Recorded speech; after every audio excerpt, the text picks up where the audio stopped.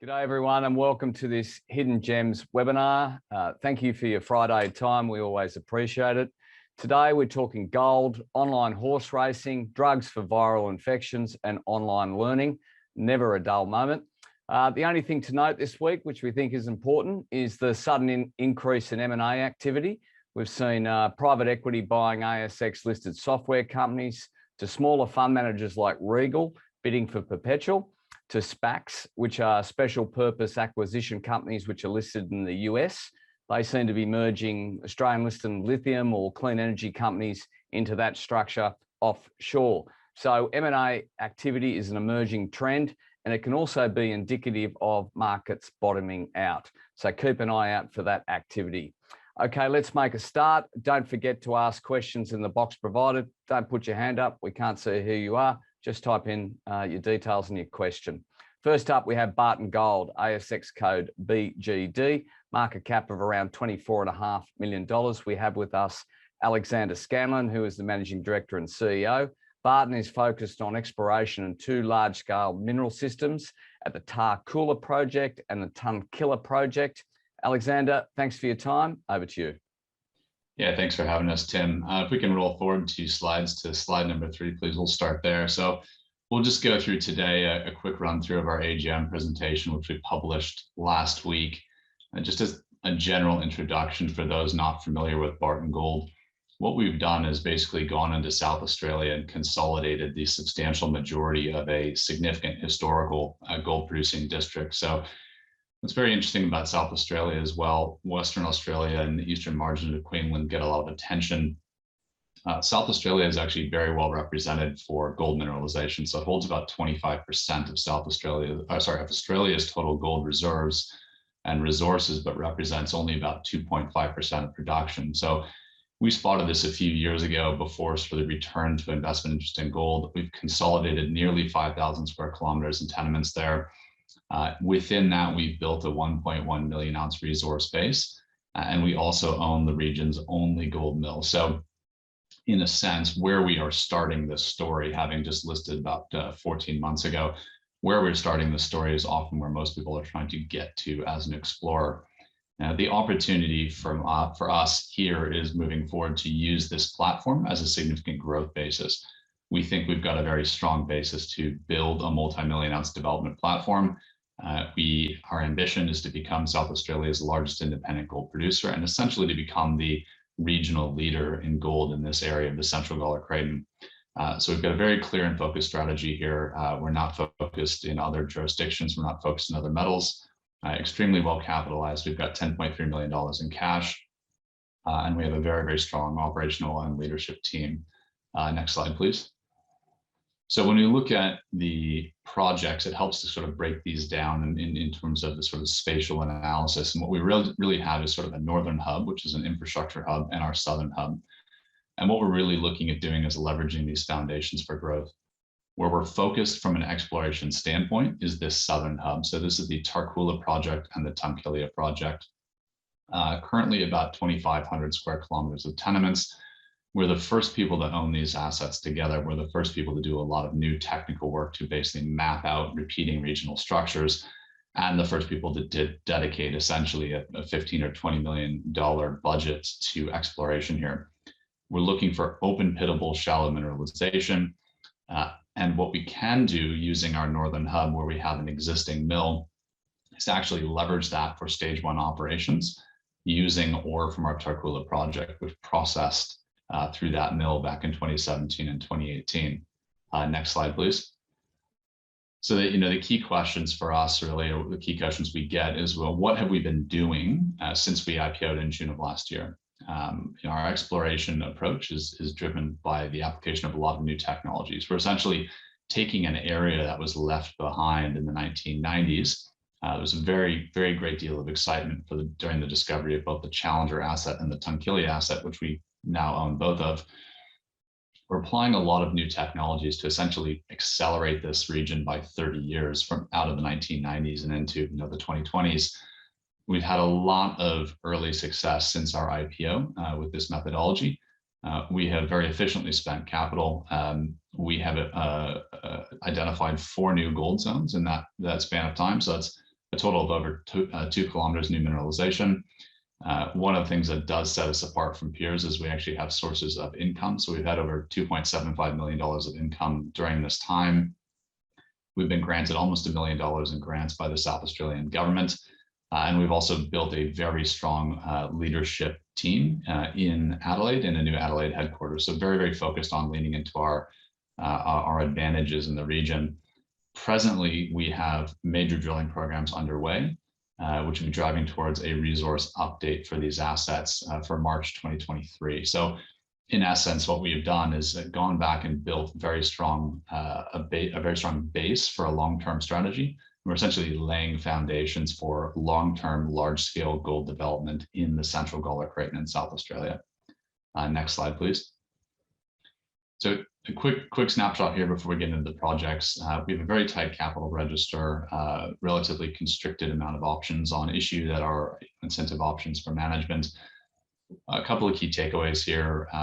We have a very, very strong board and management alignment with shareholders. We are you and you are us. So this is one reason we focus on being so creative with the assets that we have in terms of monetizing them, extracting value to offset our expenses. Our board of directors and our management team reflect our forward ambitions as a large-scale developer and operator. Together, we have an aggregate experience in financing, developing, operating assets, which is quite unusual for what people might see as a junior explorer in the space. Next slide, please. So just jumping into the assets here, we'll start with Tarcoola and the sort of the northern of the two assets in our exploration hub. So Tarcoola was actually the site of the South Australian gold rush in the late 1800s, at the same time as the Kalgoorlie gold rush. So during the first 50 years of the 1900s, about 77,000 ounces were produced there at around 37.5 grams per ton. And then the open pit there, the Perseverance mine, produced about 3.8 grams per ton ore during 2018 to our mill. So surrounding this, we have EL 6210, and much of this has been untouched since the 1990s. What we've done is come in and map a lot of new structures using new geophysical technology and modeling. Next slide, please. And if we start with the open pit, what we can see is the pit itself there was actually a very shallow pit. So it was only developed to about 30 meters depth in the north and about 70 meters depth in the south. And we came in and drilled some test holes to depth and along strike there. And what we discovered was sort of a 200-meter extension to depth of that mineralization underlying the pit. But also, and perhaps more importantly, we identified an entirely new gold zone immediately adjacent to the pit, and that's the zone there labeled Perseverance West. So this is a separate sub-parallel set of structures with multiple mineralized horizons, starting essentially from the edge of the open pit and very shallow. So there are real opportunities just with this pit, and you can see the types of drilling intercepts we get both in the Deliverance target to depth as well as Perseverance West. There are real opportunities just for a simple open pit extension there into high-grade material. But the really big picture with Tarcoola does in fact relate to the big picture. So if we can go to the next slide, I'll show you what I mean. On the left here, we have an image that's about the size of our mining lease there. So this is an existing mining lease, all approvals. We can operate it tomorrow if we want. And then the left side of that is the open pit there. We've mapped out 3 different areas that we think have similar structural and mineralogical characteristics of that open pit. So we think this has potential to actually host, multiple 50 or 100,000 ounce open pits in a small cluster. But what is more exciting is the work that we did both pre-IPO and post-IPO, and this is what you see on the right of the screen.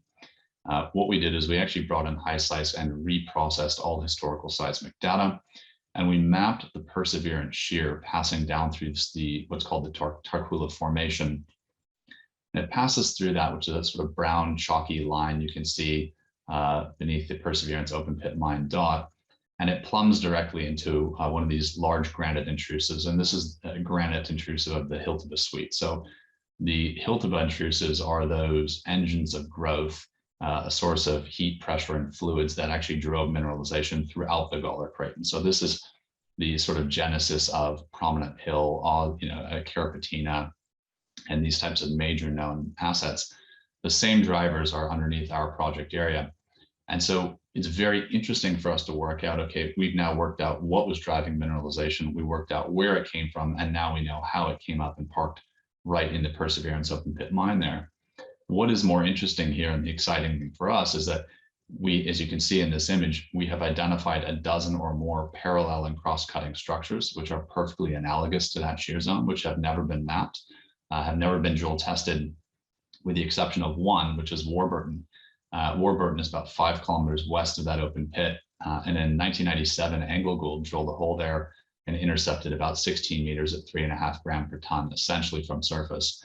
And often people ask, why wasn't that followed up? And the answer is quite simple. In September of 1997, the US dollar gold price was about $325 and falling. So, wasn't a very attractive target for an AngloGold at that time. But for us, we now have a bit of a better understanding of, where might the fire be. There's always been smoke here, but nobody's done the work to actually find major structures. So this is very exciting for us. And we think that means there could be potential to have essentially several clusters of shallow, high-grade, open pitable assets. And so if you have multiple high-grade sources of mineralization in smaller pits, what you'd really be looking for is a large-scale base load source of mineralization with which you can combine those to have a really powerful, really profitable, large-scale, long-term development. And that's where Tunkillia comes in. So if we can go to the next slide, we'll address that. So this slide shows us Tarcoola and Tunkillia in relational distance to one another. So they're only about 70 kilometers apart. And functionally, they are the same project from an operational standpoint. So what we are looking at Tunkillia, though, is a very different geological domain. So we're looking at large-scale, continuous Kalgoorlie-style shear zone systems. We have about 50 kilometers of strike on our tenements, and where we're focused in the first instance is in the northwest corner of our tenements. That's where we have our 223 deposit. When we acquired it, it was about a 560,000 ounce deposit. We tore it apart and reanalyzed it, did a lot of work, upgraded it to about a 965,000 ounce deposit, and it's 2.5 kilometers long and open to depth and strike. Around this, we have identified 3 new gold zones in the last 12 months. And what we really demonstrated is that this project and this shear zone has a substantial endowment, which is much greater than previously understood. This is where we're working hard, really hard to drill for a major resource update now. Next slide, please. And this slide shows us exactly what I'm talking about. So here you can see the footprint of that 223 deposit, about 2.5 kilometers long. We found the area 191 and area 223 north gold zones using new geophysical predictive modeling, which is only just recently available. We drill tested those and validated both the existence and orientation of our targets last year. This year, quite recently in September, we announced the discovery of area 51.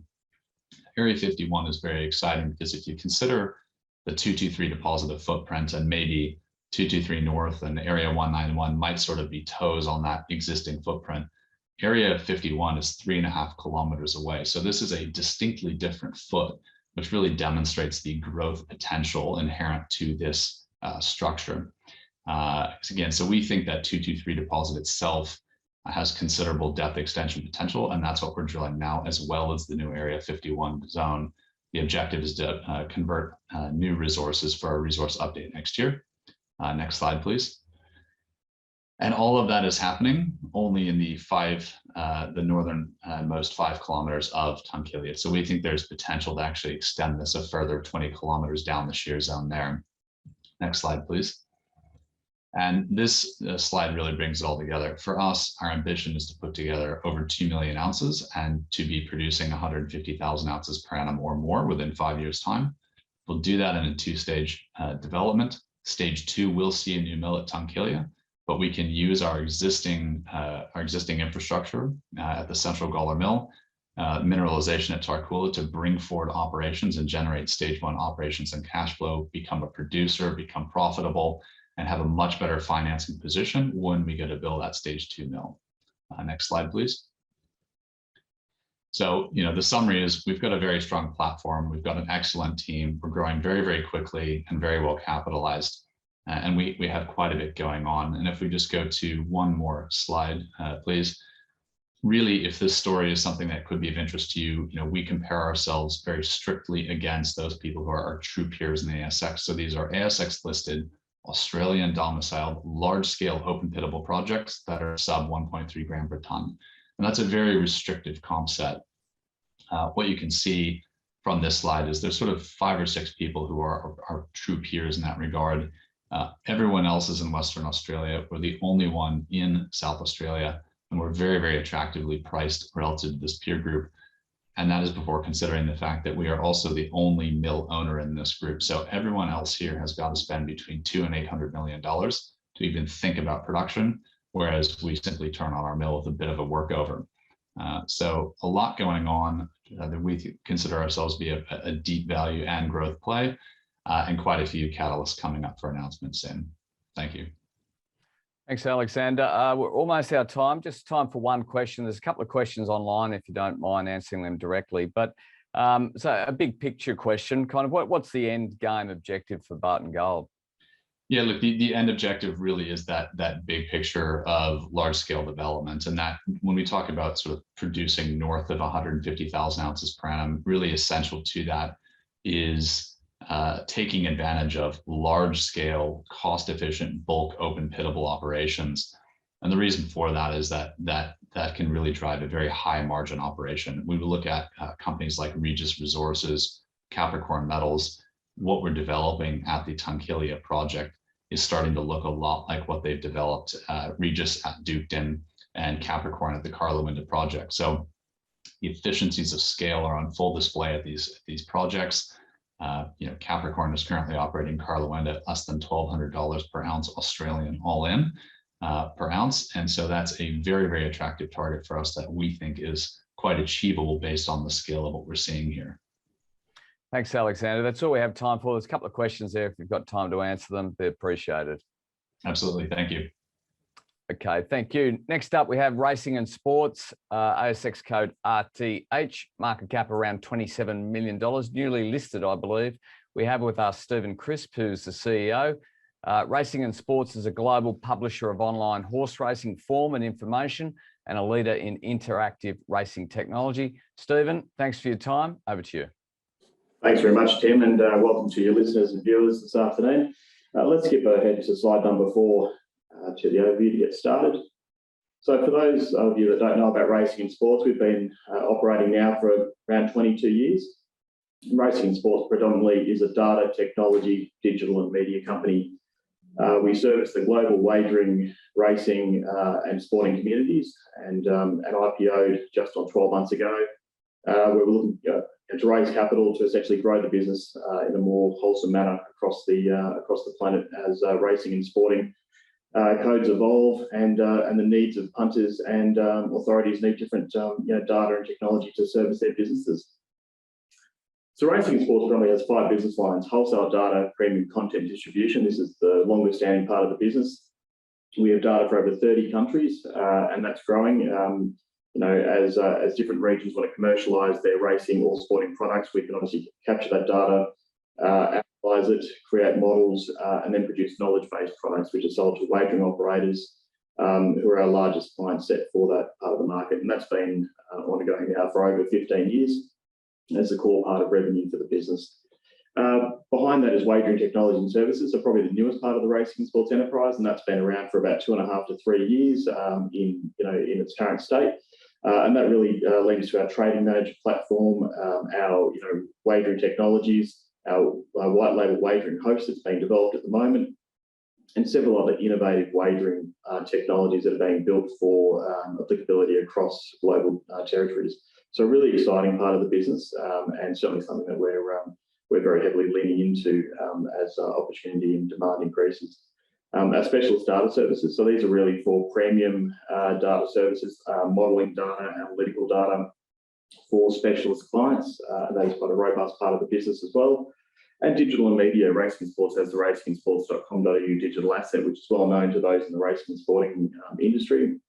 It is a leading source of content of editorial news and analytics, the famous murals that we offer that have found many winners and also had some very big wins. I think if you remember a few weeks ago or months ago, there was a winner who jagged a $700,000 all up. So he was very ecstatic and praising the neural networks as well. So, and Integrity Consulting, this is using all the racing and sports data, analytics, and telemetry that we get to provide principal racing authorities and wagering operators the ability to monitor integrity within their internal systems and platforms. We're headquartered in Canberra, and we have offices in the UK, Sri Lanka for operations and tech development, and most recently in the US, where we're co-located with one of our partners over there, Sky Racing World. More on that as we go through the slide deck. The core platform that we use is really source raw data. And we have a wide variety of sources that we get data from. We store and normalize that data, we dedupe it. We have a fairly rigorous process to ensure the data is accurate. We process it, we enhance it, we model it, we create our knowledge products, which are then sold to our customers. This is a really important process. A lot of IP has been built up in the business over the past 20 years to create our secret sauce, so to speak. And this is a highly scalable part of the business. Everything is automated. It's all cloud-based, and it has to be that way to get the cost efficiencies and service a global market like we do today. So next slide, please. This shows you the depth of some of the main products in each of the business lines. So the wagering technology and services being the most robust part of the business in terms of growth today. So obviously you can see the depth of products that we're working on and developing there.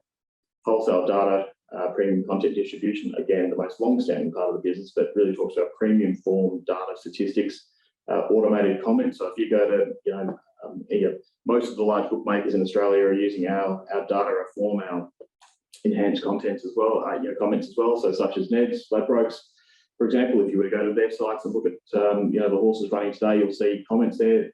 A lot of that is automatically generated and provided to them. All data driven, of course, so every comment is actually anchored around data points and analytics as well. So a really sophisticated part of the business that allows us to do that at scale.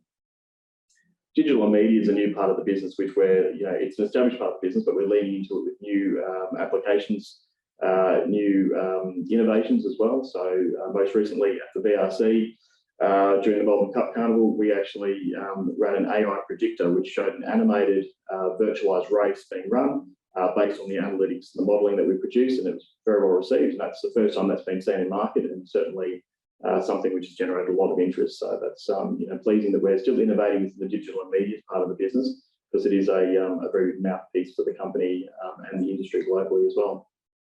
Consulting and integrity. So integrity platform, we've signed up a customer on that platform, which is pleasing for us, as well as producing analytics and reports, and obviously talking to new customers about the integrity platform and the services we can provide there, and the specialist data services. So again, highly curated, analytical, statistics based, and customized per customer based on what they need as well. So again, a good growth area in the business, and we are a one-stop shop for that sort of information. Next slide, please. So you can see our key customers by business line, and a lot of these customers have been with us for a long time. You can see the depth in the centre box there, which is the wholesale data content distribution side. So again, that's the nucleus, the core of the business is our data supply business. But obviously that drives everything else around it as well. So you can see the digital media, the wagering technology and services. There is a lot of crossover, going to the cross-selling opportunities, again, across all of those different business lines for our clients. And obviously that list is growing, as we continue to grow and expand internationally. Next slide. This slide shows you some of the customers by our tenure. So obviously, going back in time to when the business was created in the year 2000, and you can see the growth of customers, particularly in the last 5 years, as we've moved into 2022 and beyond. There's been a real ramp up over that time as the internet wagering boom, I guess, started in around the 2013 timeframe onwards. And we continue to see that trajectory. People know the racing sports brand globally. They know us for what we do in terms of our data, our analytics, and our wagering technology, and we have a go-to for those premium services. Next slide. In terms of business operations, so the public offering in 2021, and that was in November. And obviously since then, it's been a massive time for the business adjusting to the change. Pleasingly, we've grown with new headcount to help drive the business, and that's from all parts of the business, around our administration, our sales, BD technology, and allowed us to really hit the ground running to work on those innovative products for those global markets. We've grown the underlying business, and pleasingly, we've leveraged the foundations that were built prior to IPO to continue the momentum post IPO as well. So a really pleasing time for us to grow the business, particularly what's been a massive year for us as a company as well. So I think we've managed the process really sensibly and continued growth opportunities, obviously in the future using our partnerships, which are in the UK, the US, here in Australia as well. We have a strong pipeline of activities which we've been building with the sales team both here and in the UK, looking after the Northern Hemisphere market. We're looking at continued deep penetration across our existing client set, so cross-selling opportunities, upselling opportunities, new innovations, new efficiencies as well, which is something that's a really hot topic in the racing and wagering industry at the moment. Is that everyone is looking for efficiencies and how to attract customers, retain customers, increase the customer experience, but also while reducing their costs and overheads as well. So racing sports is perfectly positioned to play a part in that part of the ecosystem and the value chain for racing and the wagering industries on a global basis. So next slide. So in terms of our priorities, I guess, or our focus areas for the coming time ahead in the FY23 year, we're really looking at enhancing the sports database. So this is applying the same level of intelligence and sophistication we've done for racing, but to sports. And we've made really good headway in that part of the business to date, where we've acquiring sports data, raw data, and fusing that into a database, normalizing it, deduping it, making sure it's as reliable and accurate as we can possibly get it. Before we do our modelling using our data science techniques, the artificial intelligence across that data as well to make sure it's as good as it can be, and then obviously producing those knowledge products for wagering operators. Now, the slight difference on those products are that it's going to be much more of a visual product, much more of an enhanced experience. So there'll be, and that technology will also be applied across the racing products as well. So really exciting in terms of the data and knowledge products that we're selling to our B2B customers, because they are about to have a big uptick in terms of what we provide to the market, not just here, but internationally as well. And that includes translated products into different languages, which is all, again, automated through various techniques and IP we've developed to make sure that that product is obviously best in class, best in market. We've expanded our international reach as well, so partnering with XBNet in the US, who are the major rights holder of the US racetracks exporting outside of the US. They hold about 70 or over 70% of rights for racetracks in the US, and we're the exclusive provider of those rights and products and odds into the Australian market. So we're covering the majority of US racing as it stands today on an export basis. Obviously, the US has a long way to run in terms of fixed odds legislation across each state there, but certainly we're positioning ourselves with XBNet, with Sky Racing World, who are our partners over there and already quite active within the US, promoting Australian racing and international racing into the US. So again, this is a strategy using partnerships to ensure that we are well positioned when the time comes to expand over to that part of the world. And the Greyhound Board of Great Britain, the GBGB, obviously a good win for racing and sports to take on the National Form database and forming a really close relationship and partnership with them to help reinvent their Greyhound product for the UK market, which is obviously quite a bit bigger than it is here in Australia in some ways. And they're really looking at innovation and really being quite aggressive with the way they're targeting that market. So it's something we're really excited to be involved in as well. So. And the strategic partnerships I've just spoken about already. Entain, obviously, we signed an agreement with them for a 5-year contract over the next, that was just done recently in July, and very exciting for us to continue that strong relationship with the Entain group. We've also partnered with Racebook HQ as a managed trading partner, allowing us to provide a really outsourced trading capability to the market, and signed our first customer, Picklebet. So again, very exciting for us to have first customer on board, and it's all gone very well, and the kick-off after that has been launched into market. So next slide, please.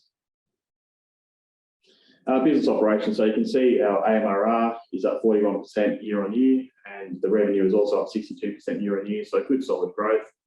This is really leveraged by the take-up of the Trading Manager platform, which is part of the wagering technology side of the business. New data and content deals, here and overseas. the strong momentum in our advertising on the digital platforms and media services. So again, something which we're continuing to push and innovate for the industry. We still have continuing investment into the growth of the business, and we've only really started on our listed life, and we have a lot of ambition, a lot of ideas that now we're pushing to market. So next slide. So strategic focus, obviously we spoke about sports data products. These continue to grow, and these will be our primary focus from a sales perspective into Q3. The wagering technology and services, so continuing to build out our trading and pricing manager technology, which is best in class. We have some massive clients using that platform here in Australia, in the UK and the US, across all our target regions, and that demand continues to be strong for those. The risk managed trading service, obviously now that that's been launched into market successfully, we'll be pushing that product to more operators seeking a turnkey outsourced solution. There's some great opportunities there for partnerships and direct sales, as well as some of our innovation around Easy Better application, which is really aimed at a younger demographic of the under 40 demo, looking for an entertainment product, but backed by analytics and sophistication, which is obviously what we do. And our white label wagering platform is due for launch in late this year, early next year. So a very exciting time for us on that front. The UK digital platform is being launched shortly, as well as the US in Q3. And that will be a version of the racing and sports platform, but tailored to those geographic regions. So we're looking to enhance the readership and audience with those, and obviously leveraging partners like Planet Sport in the UK to help us accelerate those deals and those platforms. Next slide. Full year performance. So this is just from our half year results. As you can see, the business year on year, up to June 30 has done remarkably well, and this is all in the middle of an IPO, remember. So we're really proud of the activity that we've seen, and the awareness of the business, which has also taken a massive leap since becoming a listed entity. Obviously, the underlying EBITDA dropped in line with obviously increased spending on resources and consultancy during that period. But again, not an unexpected result, and something which obviously is in line with what you'd expect. Next slide. And this just shows you different revenue accrued from the different business lines. So wholesale data and content, you can see year on year growth in that part of the business has been quite significant, especially data services remained static. Wagering technology and services, though, pleasingly a 221% increase year on year, and digital media a modest increase, but something we're seeing a trend continue across all parts of the business. And a revenue by jurisdiction, this is probably the most telling slide, is that 21, we had 59% revenue originating from Australia. In 22, it was only 46, which means our share of market overseas is growing, which is obviously where we see the biggest part of our growth. And that's a really pleasing statistic for us. So next slide. That brings us to a close. Thanks, Stephen. Not much time left, but time for a couple of quick questions. And there are some questions online, if you don't mind answering those when I've finished. Is it a subscription model? So if you deal with someone like Ladbrokes, you're charging them based on users, or how does the model work with the betting groups? Look, it varies between a straight subscription service fee. So for our B2B data, so this is for our enterprise and non-enterprise customers taking our data services. There are some percentage of turnover deals as well that we're moving towards. So, I mean, we believe our data and content and analytics are best in class, best in breed, and we're happy to back ourselves by having a percentage of turnover, because we believe we will increase our operators, our customers' turnover based on the quality of the analytics, the quality of the data, and help them with their customer retention, which is what it's all about for operators. They want to have a premium product to give to their customers, so they have no excuse to go anywhere else. And is BetMakers a fair comparison as a competitor? Look, they compete with us in some parts of the business, but racing and sports is a very diverse business. So, they are probably a natural comp in some areas of the business, but certainly they're very fixed on their, US fixed odds play, their tote products. So again, we see racing and sports as a much broader entity. We've obviously been around for a lot longer as well. We've been around for 22 odd years. And, we have a slightly different DNA to the BetMakers group, that they've done extremely well in educating the market to what a business like Racing Sports does. So pleasingly, there's been a good education in the market on that already. And just quickly, the US market, where's the opportunity there? I mean, it seems like it's opening up state by state. I assume it's expensive to get into the States and acquire, partnerships. It is. Look, we've fortunately already acquired those partnerships, and we've had Sky Racing World, for example, for for over a decade, partner of ours, and they're a fully owned subsidiary of Tabcorp. It should be noted. But the US market with XBNet, I mean, they're a very big player. The Stronic Group, which we're doing a lot of work with. They're a great group, and I think the cost for wagering operators heading into that market is extremely high. You'll see the numbers are staggering about the promotional spend from some of the big players, Flutter Group and MGM and those guys. So it costs a lot to acquire customers. What they need to do is keep them sticky, keep them loyal to their brand. They do that through better quality of data analytics, innovation. Hence our deal we just signed with TVG over there in the US market, and that's exactly what they see. Is they need to have the quality of analytics to entice the young punter. Because you think about the US market, it's all sports led.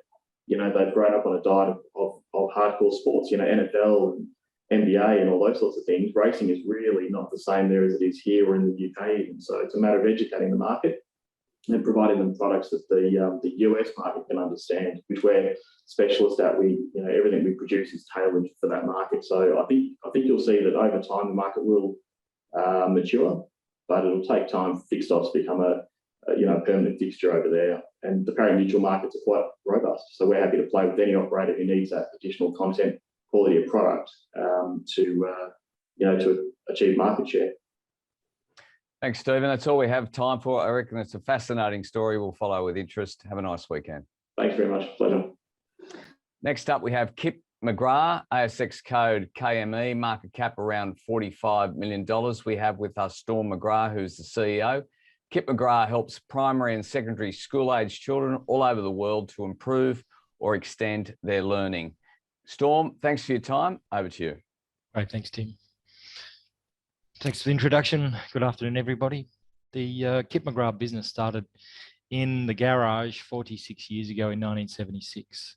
Mum and Dad wanted to help kids and make money commensurate with the effort that they put in. As such, it got to 6 centres around the Hunter Valley by the mid-80s, and Mum and Dad looked at how to expand the business, and they decided to franchise. So we've been actively franchising the business over the last 40 years around the world. So we started in Australia, went to New Zealand in 91, the UK in 93, and South Africa in 96, and a few other countries in small areas around the world. So how it works is basically a franchisee is a school teacher. They'll open up a centre of around 60 to 80 square metres in the suburbs, out where all the people are. They'll advertise locally, as well as we do national advertising on TV, as well as radio and online. We ask the students to come in for a free assessment. When they have a free assessment, we determine what skills the child does or does not have. Usually, our clients are more than 1 year behind where they should be with their peers. So that will require around about 18 months to 2 years worth of tuition, which at around about $65 to $68 means that each client is worth around $3,000 to $4,500, depending how long they stay. Now, with an acquisition cost of around $200, we're seeing that the average franchisee has about 100 students and turns over around $300,000 and makes a profit of about 40%. So it's a good income for teachers. So we have been developing that for a long period of time. We've used technology to help our business. One of the things that we started to do from a very young age was actually look at using computers to help with the drill work of the students, so we can teach in small groups. It's not one-on-one, it's usually around 4 students per teacher. So at 4 students per teacher, selling it at $65 an hour, you're making around gross $250 an hour. So you can see why the teachers would be interested in running one of these businesses. The actual technology has always been a very big part of our business, and as such, we started with Apples, then we moved to IBMs. But the big push with our business was when we went to basically a network-based business and looked at the cloud about 12 to 13 years ago. Now, during that time, we actually distribute centrally off the AWS platform.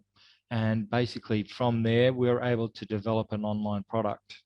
Now, prior to COVID, the online product was a very small part of our business, but our business was significantly impacted by COVID. So what do I mean by that? Well, when the CFO walks into your office and says that revenue is down 70%, that's a big impact. So we pivoted to online.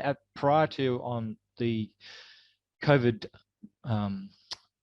lockdowns, we were around about 45,000 students per week and about 500 online. After a few months in the pandemic lockdowns, we were at 26,000 online students and no face-to-face. So we were starting to fight back from there. So that was at the end of 2020. By the end of 2021, we'd gotten back to around about 20% down on revenue prior to lockdowns. And now we are back to where we were prior to lockdowns, and we're seeing growth in the areas that have been out of lockdown increasing at faster rates than we have before. So to put that in perspective, even though our revenues were stable for the last year, and I'll get to a slide for that, we have got the UK is 6 months ahead of us with lockdowns. As such, they are above all-time high records, and we're 6 months behind. So we're still a little bit below, and we're starting to see that catch up now in the first quarter of this year. All right, so if we can go to slide 3, that would be great. So we had a very strong financial performance in 2022. Revenue for net revenue, this isn't gross revenue, net revenue to our office is up 27.9% to 24.6 million. EBITDA was up to 6.2 from 21.4%, and the profit after tax was up 8.4% to 1.9, which is a record after tax profit. A 13% increase in scheduled lessons. And this is the most important part. The actual number of lessons are increasing. We're not quite back to where we were pre-COVID if you extrapolate for 2020, but we are very close. And we paid a dividend of 1 cent for the full, 1 cent for the half. So it's actually a cash flow positive business. So we can go to the next slide, please. All right, our global network revenue. So as a franchisor, we only book the percentage that we get. So we have got 62 franchisees in South Africa, 4 or 5 in Kenya, 1 in Nigeria, and a few in Zimbabwe. So our network revenues are 5.3 for the area. As you know, the currencies for the African countries are very low, but that is still up 13%. But our online lessons were down. So we charge a fixed fee for online. It's actually quite high. It's in US dollars. So a lot of the franchisees there chose to pivot back to face-to-face very quickly, but it's still around about 6%, 7% of the business overall. In the United Kingdom and Europe, we turned over 51.5 million Aussie. It was impacted by the British pound strengthening during the year, but that's still a great result for us. It is the most significant market. They have 270 franchisees in the UK. We've got online lessons at 17.4%. So even though it's down what it was, it's still holding at 35% of revenue. Now in Australia, we're at 39.9 network revenue. Online lessons are still around about the 40% mark. So we've got a stronger hold of online. And during the year, we bought a business out of the US called Tutorfly. Its network revenues were 2.1, and I'll get to that business a bit later. Go to the next slide, please. All right, so I'll just go over this quickly. We've already been through this significant growth year on year across the business. Revenue up, EBITDA up, and NPAT was up. So go to the next slide, please. All right, so as I was saying before, we are seeing increased demand in franchise channels. So to put that in perspective, if you actually read the papers on a daily basis, there is significant learning gaps across the entire world for all children because of the pandemic. Now, I have some statistics for some of the testing that we've done. They are actually verified by the actual government departments that we've done them for. In Abu Dhabi, where we actually have got a government contract, we actually did testing of 5th class students, and they are working at a 2nd class level. So what's happened, the 3rd class students when the pandemic hit are now in 5th class. They've actually regressed a year. So they've actually gone back 1 year during the pandemic instead of forward. So they're 3 years behind. This is a significant problem, and parents are starting to see what they can do to improve this problem. Now, governments are looking at what they can do to improve this problem as well. So in Abu Dhabi, we actually have a contract to teach in government schools at the moment, and it is worth around 7 million Australian dollars. 200,000 was 700,000 is our cut, and 200,000 was in last year. We'll have about 500,000 in revenue for the Middle East from that government contract for Australia in this full year and in this half, actually.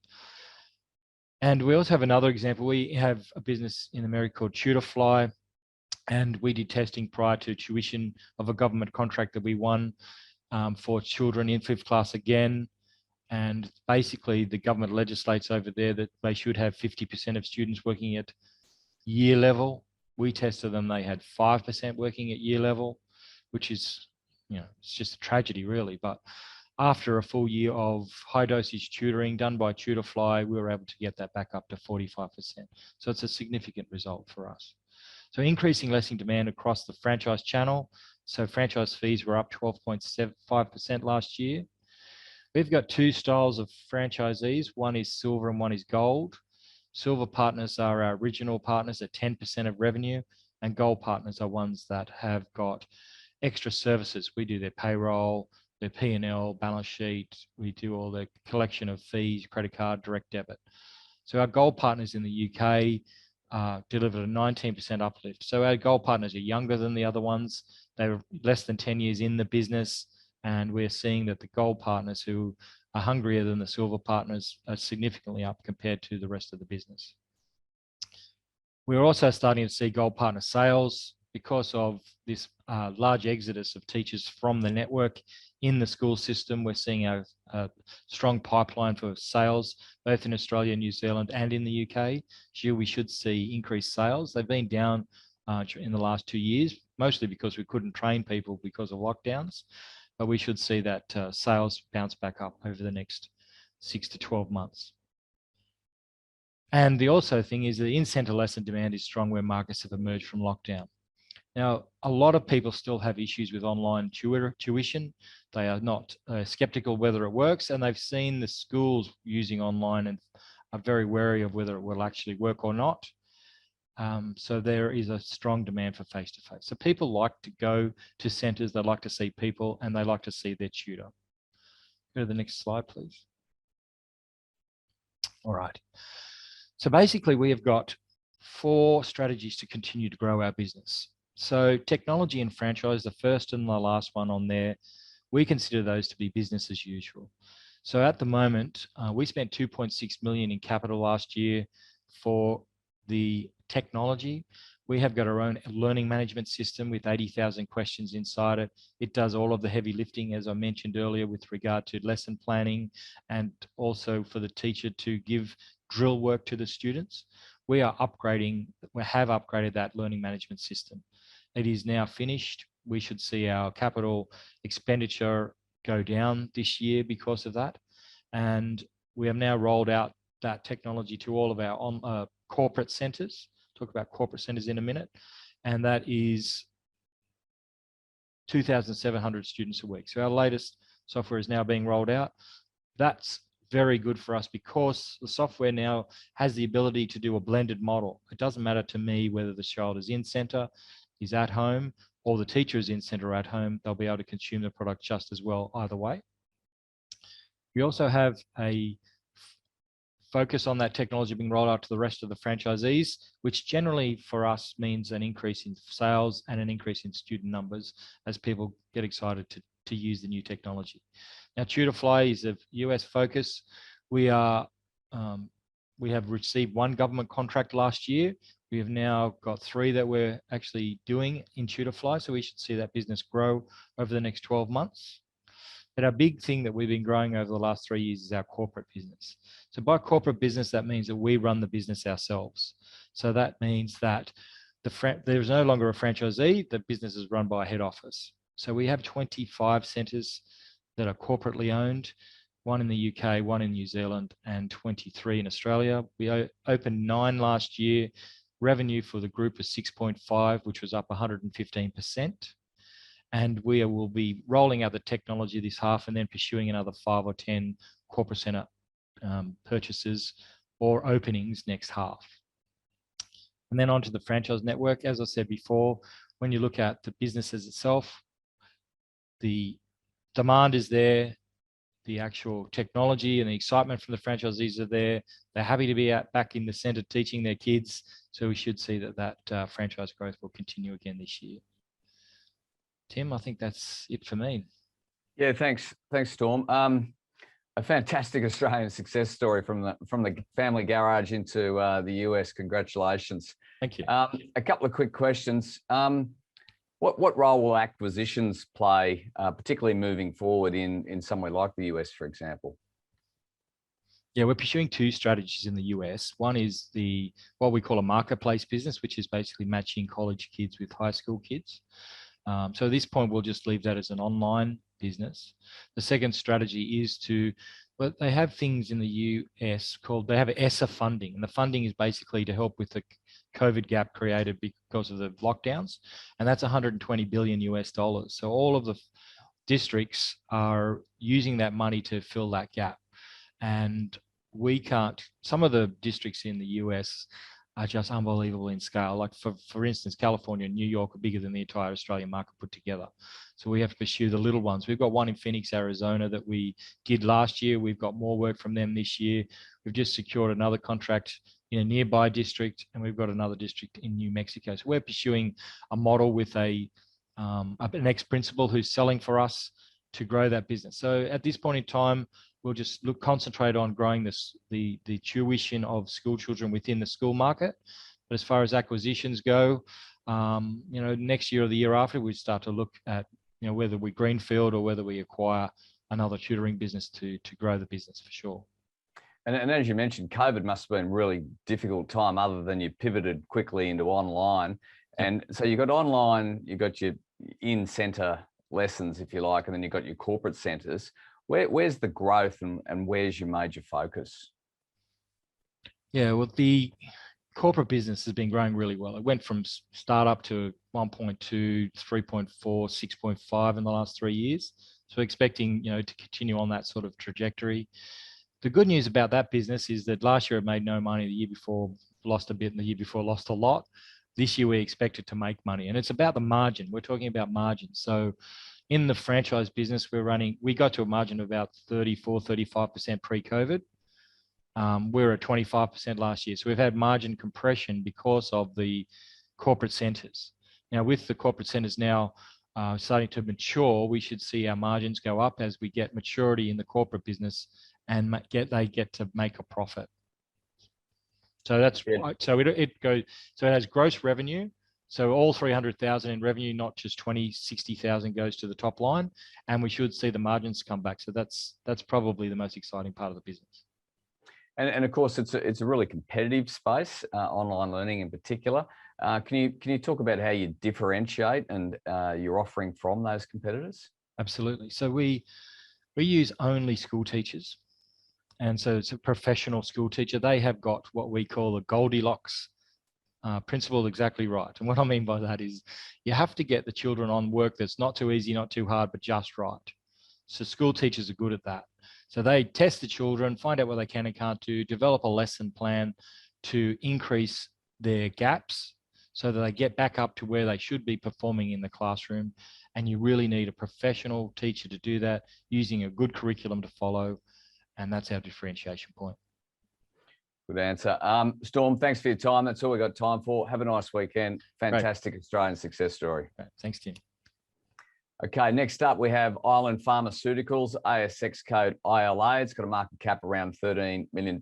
We have with us David Foster, who's the company CEO. The company is a drug research and repurposing company focused on developing preventative or therapeutic drugs for viral infections. David, thanks for your time. Over to you. All right, thank you very much. I'm really happy to tell you all what we're doing at Island Pharmaceuticals. It's going to be a really exciting next few months for us. If we can go to the third slide, please. So at Island Pharmaceuticals, at its core, we are a mid-clinical stage drug development company. We're focused on repurposing small molecules for the rapid development of antiviral therapeutics for infectious diseases. Next slide, please. I'm excited to tell you today about our lead program. It's called ESLA 101. We're developing ESLA 101 as a preventative initially for dengue infections. We're moving forward with a phase 2 clinical trial that we expect to start early next year. We call this the PEACH clinical trial, and I'll tell you more about that as we go through the presentation. You may ask why we're focused on dengue.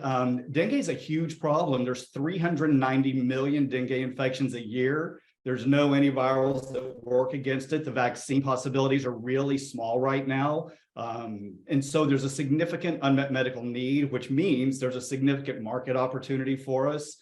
The program is supported by phenomenal data, both at the bench, looking at cell culture data, also in animal models. We have robust animal models of dengue infections where ESLA 101 is proven to be effective and protective. As a result of all of this, we have some really neat commercial opportunities, one of which is the potential for a priority review voucher. I'll tell you about that throughout the presentation. And while ESLA 101 is our main focus, we are looking at other alternatives, pipeline expansion strategies that we're working on right now. Next slide. So I mentioned that we're a repurposing company, and you may ask, what does that mean? Well, to develop a drug from start to finish typically takes about 10 to 15 years. It costs about $2 billion, if not more. It's a really long and expensive process. And that is exactly what we do not want to do. What we want to do with repurposing is identify a molecule that has clinical history in one indication. It's got a good safety profile. And then we want to use that data to use the molecule in a different indication. So for instance, our lead molecule was initially developed as a cancer therapeutic. There's a lot of data associated with that molecule demonstrating that it's got a good safety profile. We're going to use it as an antiviral molecule. The beauty of doing this is that we're able to move straight to a phase 2 clinical trial. And for those of you who look at drug development stories, when you get phase 2 proof of concept data, that's generally a really significant value inflection point. So for us, this is a rapid way to get to a really valuable inflection point. Next slide, please. So the challenge, next slide. Yeah, thank you for this one. The World Health Organization recently came out and said dengue fever is the most rapidly spreading mosquito-borne virus infection in the world. That's a really profound statement and highlights a significant problem. Next slide, please. We've taken some articles from really around the globe over the last few months just to highlight the fact that dengue is a huge problem. We have articles from Australia, the UK, Nepal, the United States, Singapore. What we're seeing is that dengue is cropping up over and over again in places, in fact, frequently places we haven't seen it before. For instance, France or Miami are having infections and outbreaks of dengue right now. The thought is that as a result of global warming, we're seeing places be warmer than they've been historically. We're seeing changes in weather patterns where places are wetter. There's more rain than there's been typically. And what that means is the mosquitoes are following the weather. The viruses are coming with the mosquitoes, causing these outbreaks in places where we haven't seen it before. So a significant unmet need. Next slide, please. So, why dengue is the first target for ESLA 101. ESLA 101 has activity against a variety of mosquito-borne viruses, but just the numbers are staggering. Half the world's population is at risk of an infection with a dengue virus. We're seeing increasing spread of the virus to the US, to Europe, to Australia. The good news is that ESLA 101 preclinically has activity as both a prophylactic molecule and a therapeutic molecule. We're moving forward initially as a prophylactic, so we want to see if we can prevent the infection. We could in the future pursue a therapeutic strategy as well. Again, the program is supported with phenomenal preclinical data. We're excited to be able to move forward with dengue initially, then upon approval there, we can springboard to other mosquito-borne viruses. We could do expansion studies looking at Zika or West Nile or Japanese encephalitis. Next slide, please. So what is ESLA 101? I gave you a preview a bit ago. ESLA 101 was initially developed as a cancer therapeutic many, many years ago. It's never been approved anywhere for anything. And it's interesting because the molecule has been in 40 plus clinical trials. It's been in literally thousands of people in many clinical trials around the world, but never approved. Not because of safety reasons. It's got a really good safety profile. It just hasn't been demonstrated to be an effective cancer therapeutic. So what this means is that regulatory agencies around the world have already seen the molecule. They've already approved clinical trials being initiated. We are able to rely on all of those data from other people and move to a phase 2 clinical trial. Next slide, please. I mentioned the preclinical data package that we have, and again, it's really phenomenally robust. With our collaborators at Monash University, they were able to identify ESLA 101 as a molecule that prevented infection of all 4 strains of dengue, as well as Zika and West Nile. We performed the yellow fever studies. In addition to that, they took freshly isolated human cells and checked to see if ESLA 101 could prevent infection of human cells. These are the cells that would be infected if you were to get an infection.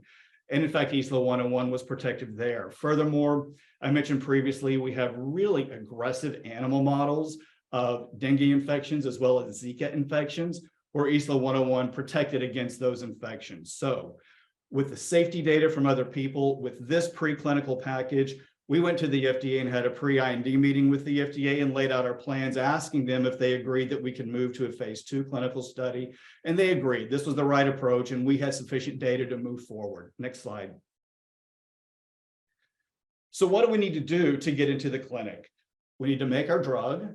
We need to finalize the investigational new drug application, or IND. And we need to finish the clinical protocol that's going to describe what's going to be done in the clinical trial. So I can tell you that the protocol is complete. I can tell you that the manufacturing of the clinical product was complete a few weeks ago. We now have drug made.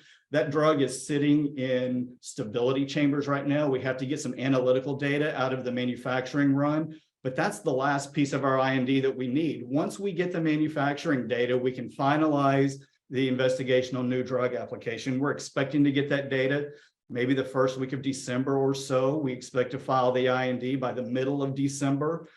Once you file the IND, there's a mandatory 30-day period that the FDA has to review your program.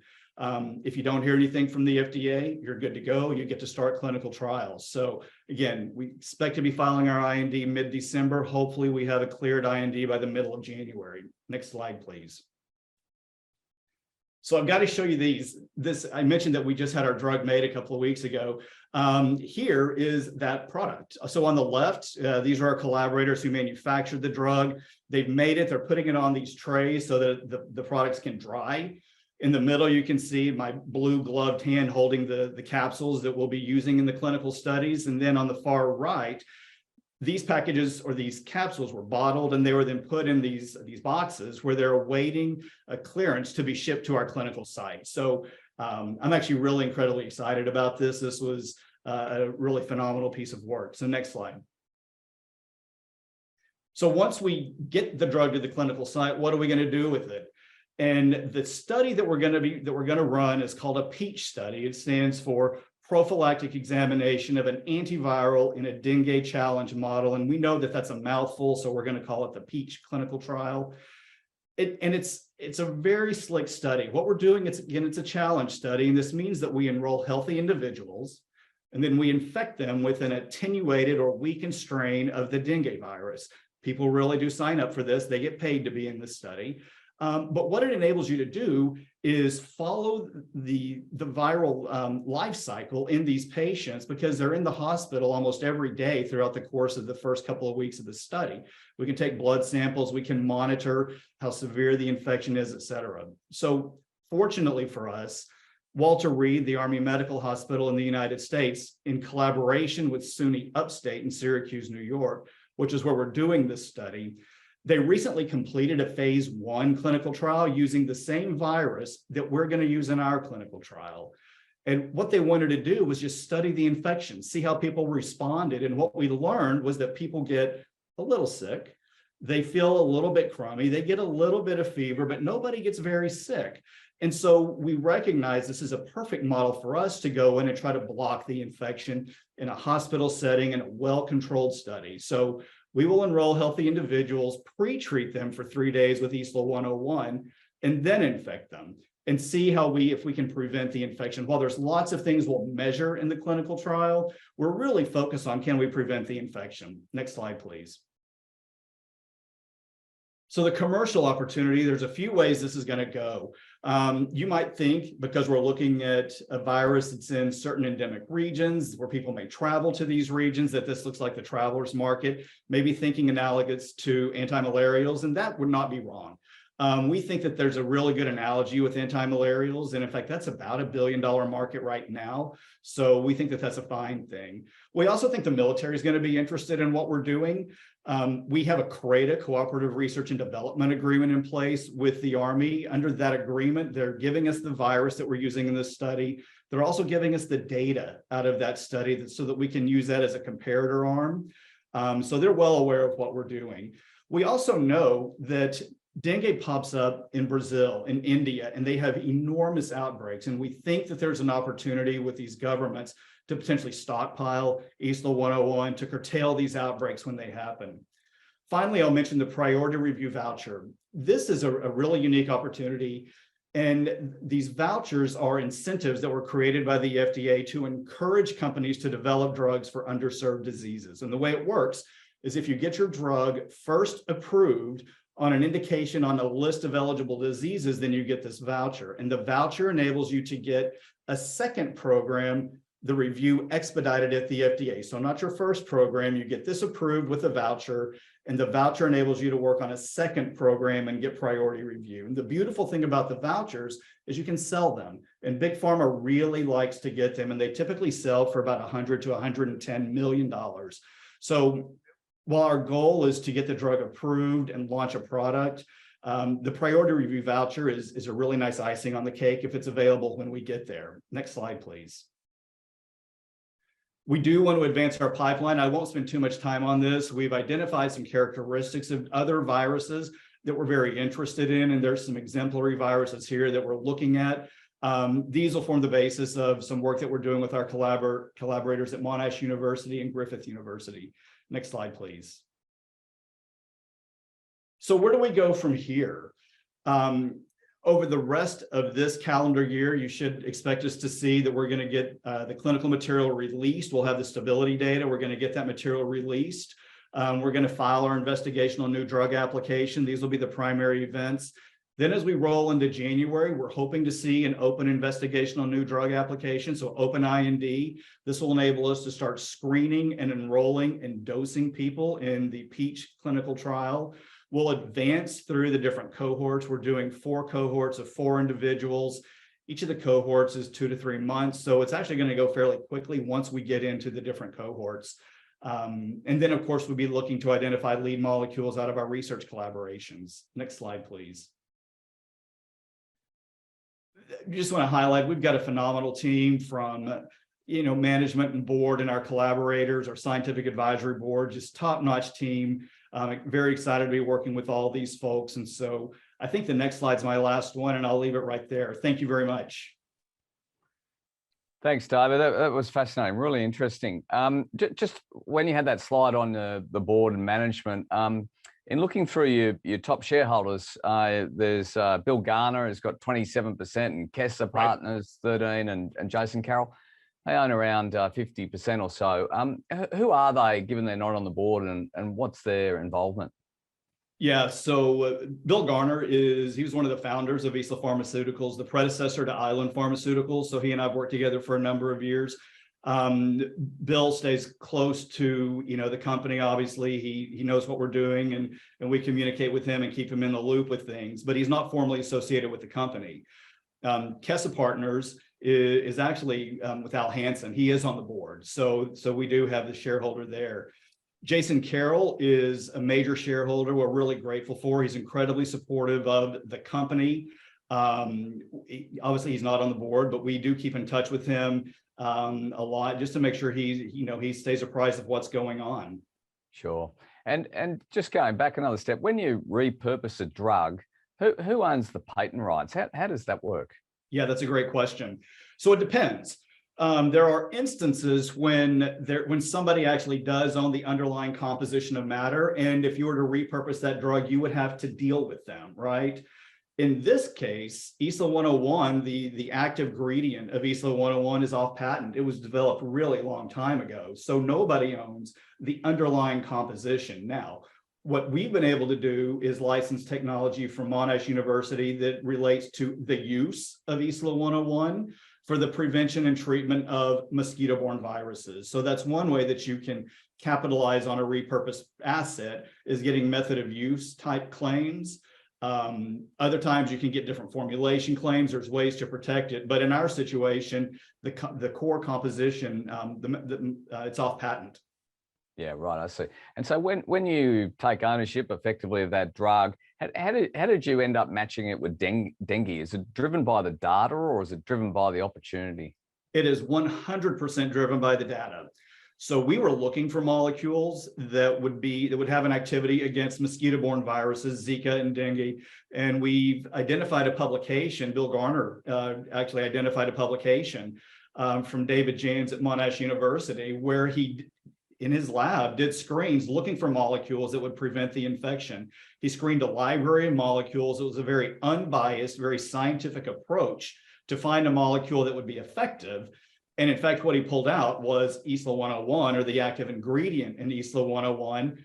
And then only then did he discover this is a molecule that we know a lot about. This molecule has been around for a long time. It's got a great safety profile. So the conclusion of his paper is that ISLA 101 ought to be developed as an antiviral for mosquito-borne viruses. So, we found the publication. We were able to get the license from Monash University, and then we're developing this, and looking forward to being in the clinic very soon. And of course, it's been a really tough time for biotechs in general. How's this affected Ireland? So where we have been affected, we've had some delays. Admittedly, we've had some delays. Things, believe it or not, COVID really affected supply chain. We had trouble getting some reagents to get some things made, to get some of our ingredients made. So, that has slowed us down. It has been a tough time, but we've also found some really good partners along the way. And I'm happy to say that they have been phenomenal to work with. And I think we've really rounded a corner now that we have drug literally in our hand, and moving it all forward now. Yeah, literally in your hand. Right. And is so the next catalyst, is it more positive data? Is that going to drive a re-rating? Where's the next steps? Yeah. So what I think is going to happen is, as we start moving to the clinic, I anticipate there's going to be anticipation and optimism for the company and the program and the share price, right? I think one of the next pieces of news will be when we file the IND. I think that will be a significant piece of news for people to be watching. When we get the IND open, which again, we're expecting that to be in mid-January, that should be a really big piece of news, because it means we've got the green light to get into the clinical trials. And then it's a matter of enrolling and dosing and seeing how it plays out. But I think that we're going to see significant increase in interest as we move towards clinical trials and getting into the study. Thanks, David. That's all we have time for. Really interesting presentation. Thanks for your time. Have a nice weekend. Thank you so much. Yeah, much appreciated. Bye now. That's all we have time for, everyone. Have a nice weekend. See you again next week.